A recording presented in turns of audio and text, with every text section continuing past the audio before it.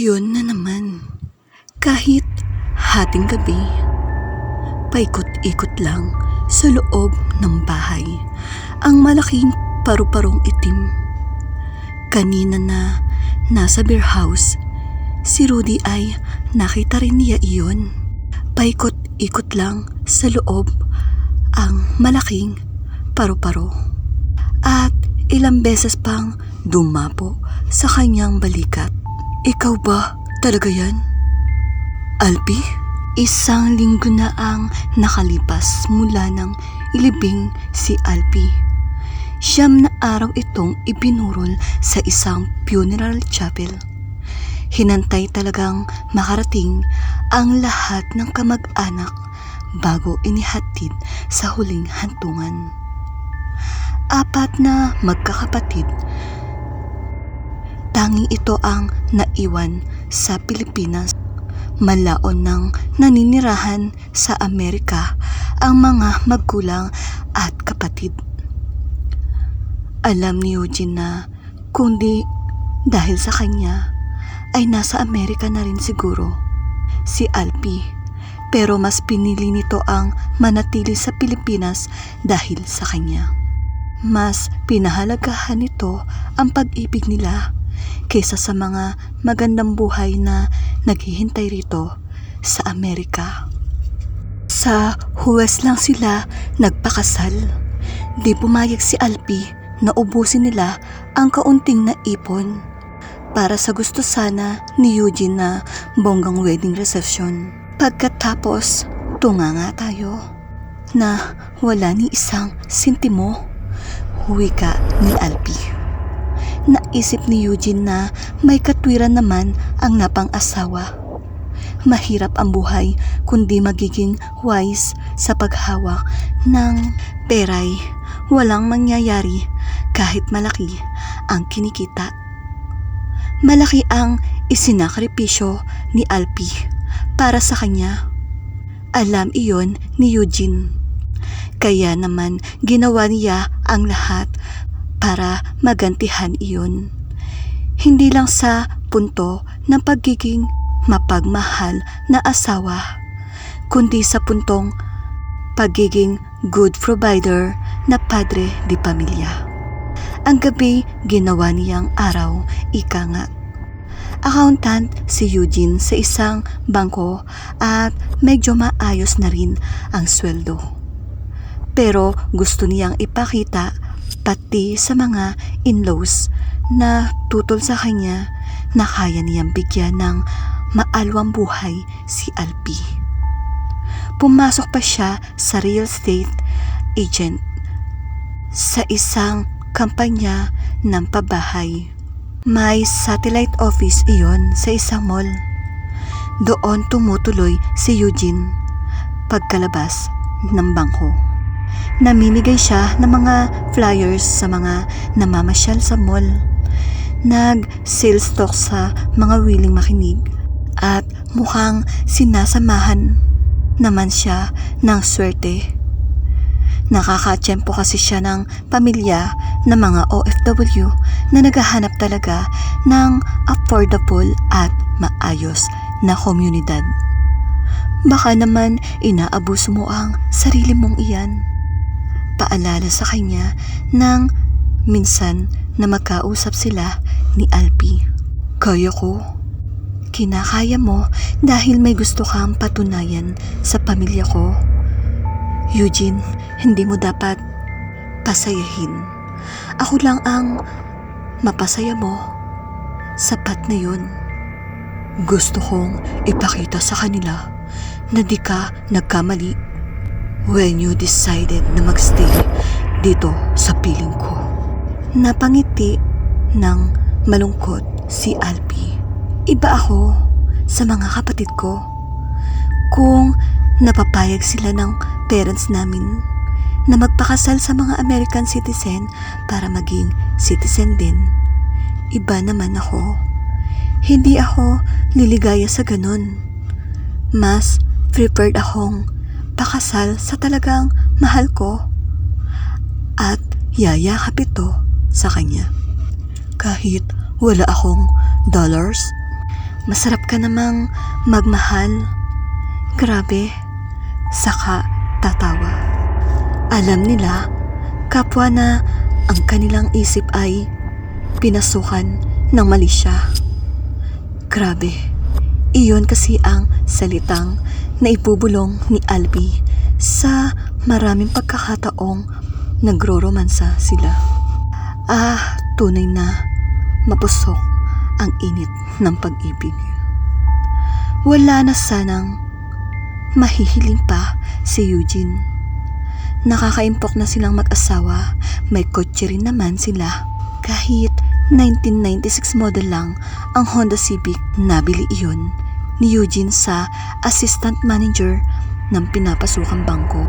Ibinigay sa kanya ng mura at installment pa. May maganda at sexing asawa pa. Ngunit mayroon silang isang maliit na problema. Maliit noong umpisa, pero sinlaki pala ng gabundok na problema. Madalas dumaing si Albie na nananakit ang likod. Ang biro pa nga ni Eugene, baka nasosobrahan sa romansa. Iba sabi ng misis niya. Anong iba?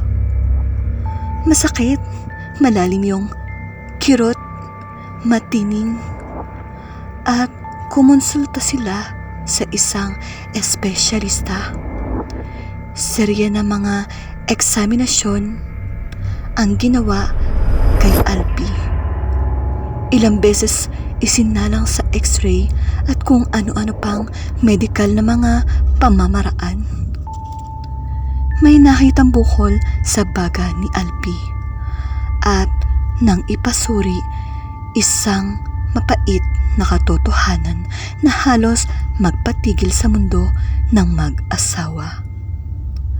Cancer. Itinago ni Eugene ang pag-iyak. Bilang lalaki, ayaw niyang makita ni Albie na pinanghihinaan siya ng loob. Alam niya sa kanya kukuha ng lakas ang asawa. Alam niyang siya ang pag-asa nito.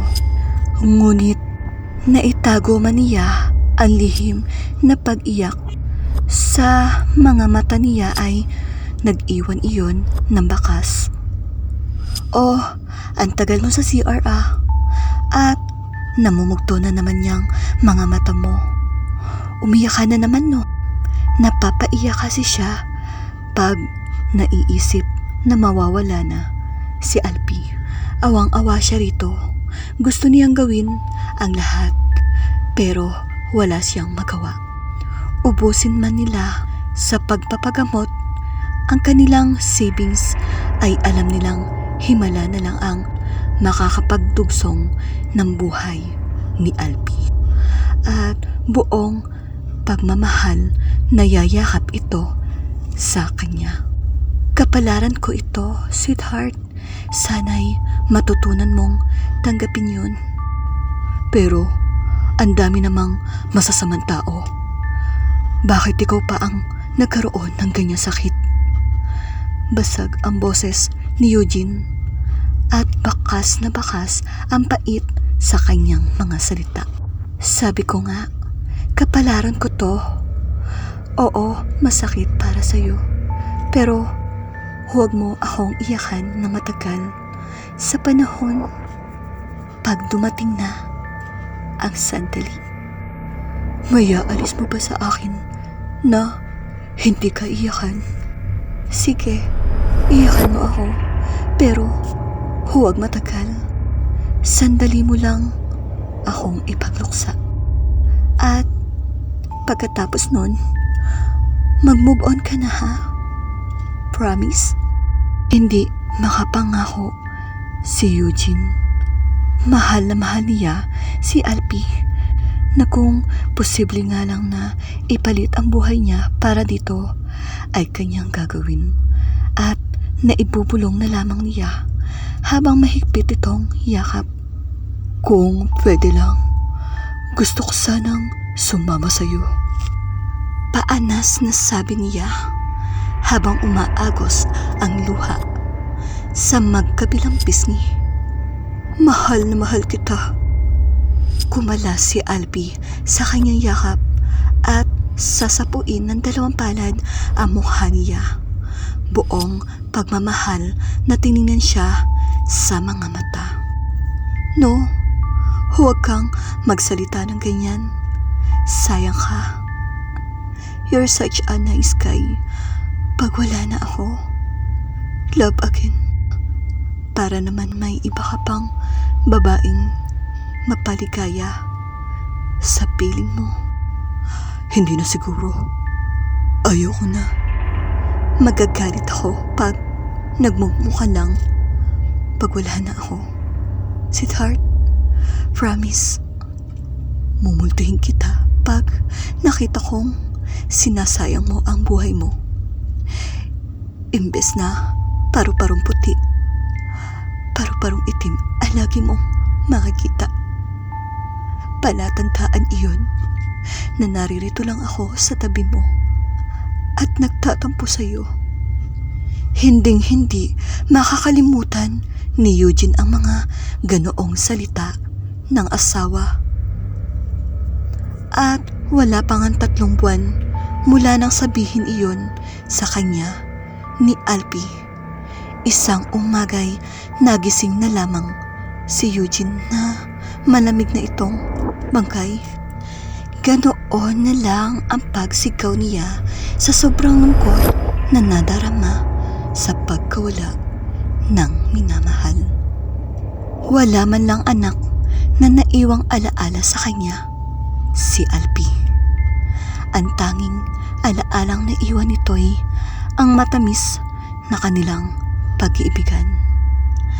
At sabi nga ng isang makata, ang lalim daw ng kirot ay masusukat sa lalim din ng tamis ng pagsasamahan. Iyon na eksaktong naramdaman ni Eugene, ang walang sinlalim na kirot. Madalas ay absent siya sa trabaho at madalas din ay lasing siya.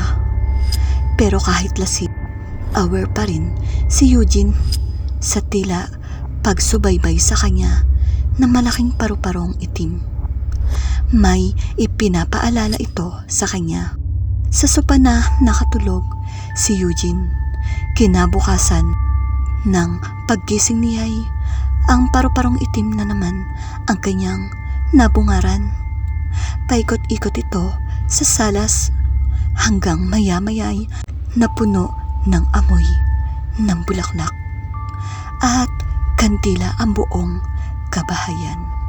Lumakas ang hangin, nagwagayway ang mga kurtina, parang may malakas na bagyo.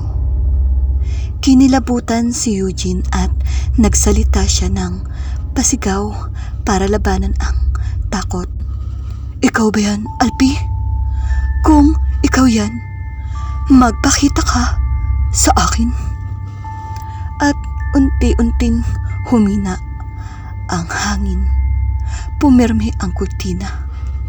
At sa may pinto ng kusina'y unti-unting naghugis ang makapal na usok. Napanganga si Eugene nang makita ang usok ay naghugis tao. Si Alpi. Sweetheart? Ibang Alpi ang nakita ni Eugene. Iba ang Alpi na noon ay laging nakangiti.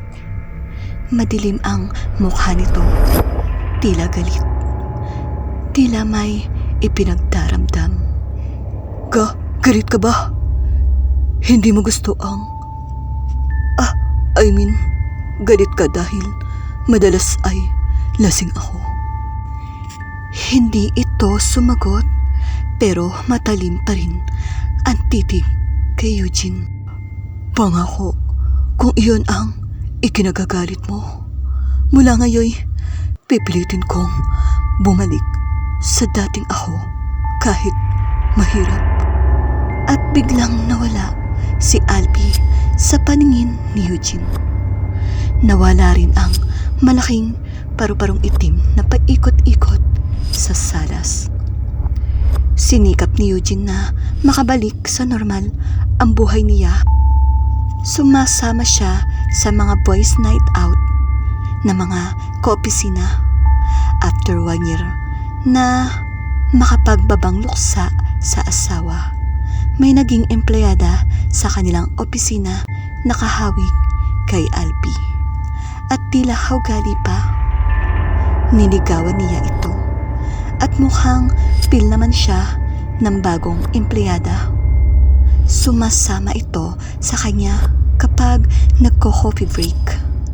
At mula nooy hindi na rin nagpapakita sa kanya ang malaking paru-parong itim.